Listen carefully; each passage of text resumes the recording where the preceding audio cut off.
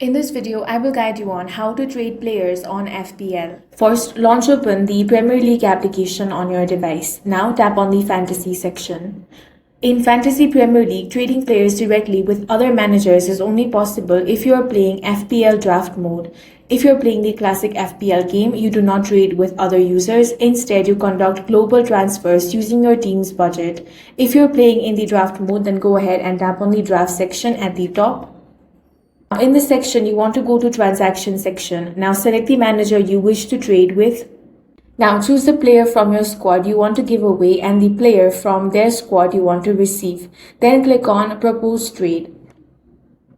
Trade offers can be made each game week until the waiver deadline. If trades in your league require approval, then the trade deadline will be 24 hours before the waiver deadline. That's all for this video. If you found it useful, make sure to hit the like button and subscribe for more videos like this.